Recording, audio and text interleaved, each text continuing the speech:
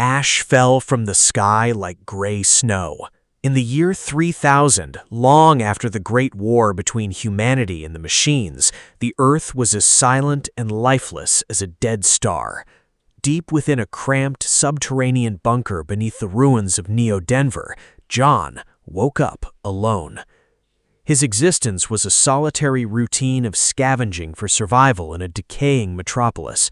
The air always tasted faintly of ozone and rust. Today, desperate for functional parts, John ventured into the sprawling mechanical graveyard on the city's outskirts. While digging through corroded chassis and the hollowed-out husks of war mechs, he spotted a hand protruding from the wreckage. Clearing the debris, he uncovered an android crafted in the exact likeness of a human girl. Her chassis was heavily damaged, her systems completely unresponsive, yet her sculpted features were so hauntingly beautiful that something stirred in the depths of John's chest.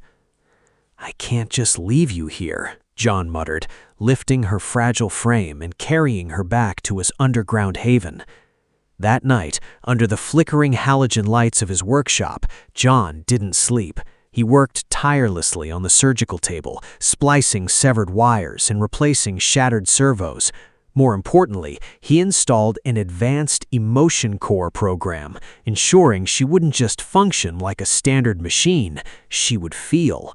After meticulously restoring her human-like exterior, John finally collapsed into bed, exhausted. The next morning, the soft whir of servos jerked John awake. He rushed to the workshop and stopped dead in his tracks. The beautiful android he had painstakingly rebuilt was sitting on the edge of the table, her bright blue eyes glowing with newfound life. Where am I?" Her voice wasn't the synthesized monotone of a machine. It was melodic, soft, and distinctly human. A wide smile broke across John's face. "You're safe. My name's John. I pulled you out of the scrapyard yesterday." The girl looked down at her metallic hands, then back at him. "Thank you for giving me life, John, but I don't have a name." "Your name is Mary, and starting today, neither of us has to be alone anymore." The day Mary booted up, John's isolated world transformed. Because of the emotion core, she possessed a distinctly human soul. She laughed, she sympathized, and she understood him. They became inseparable, scavenging together and sharing quiet moments. John barely noticed that his own appetite had vanished lately, surviving mostly on nutrient slurries. At night, they would sit on the bunker's rusted roof, gazing up at the smog-choked heavens. "Were the stars always this beautiful, John?" Mary asked, resting her head on his shoulder. "Before the war, the world was a lot brighter," John replied, looking at her.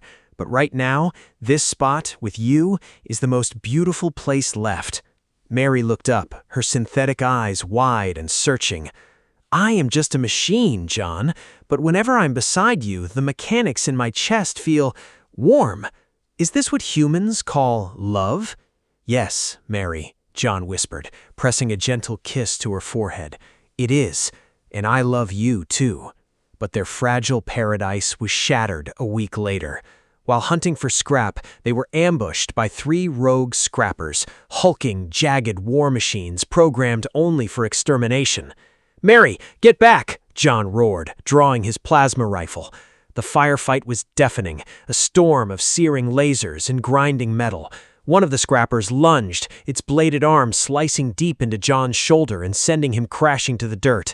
Strangely, he didn't feel agonizing pain, only a cold, creeping numbness as a dark, viscous fluid seeped from his wound. Seeing John fall, Mary screamed and threw herself into the line of fire to shield him.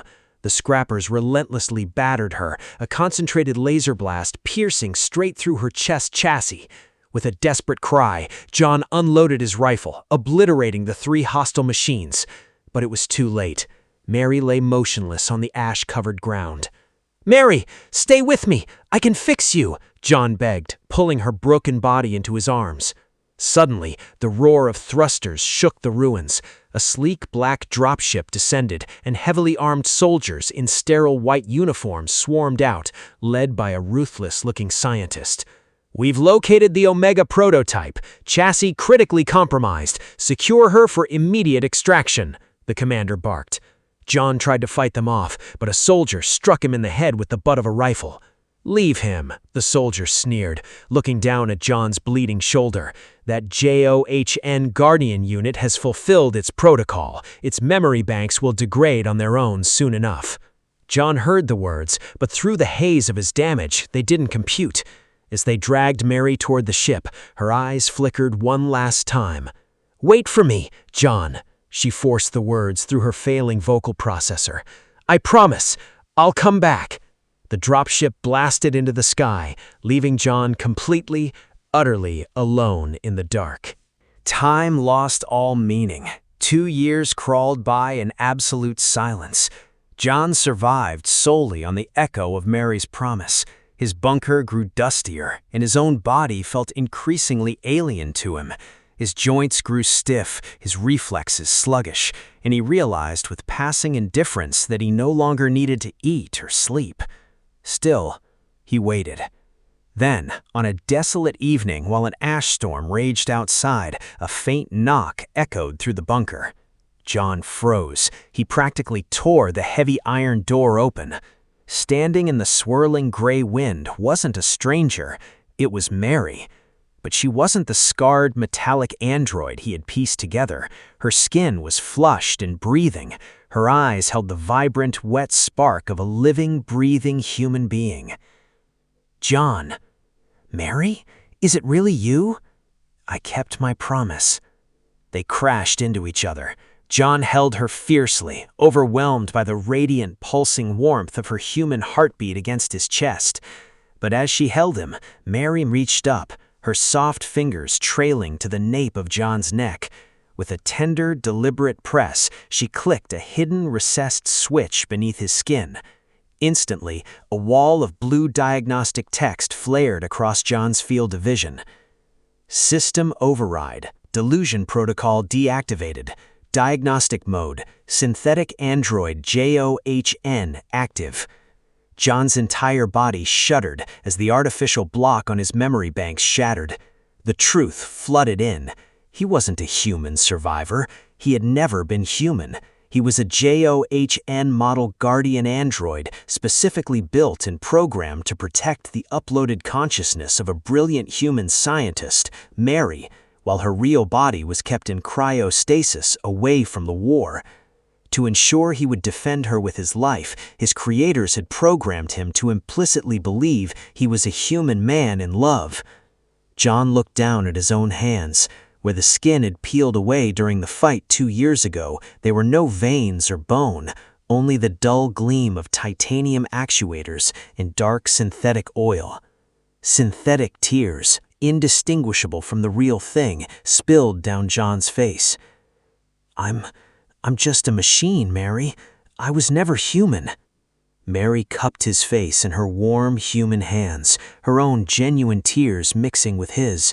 She smiled, a look of pure, unconditional devotion.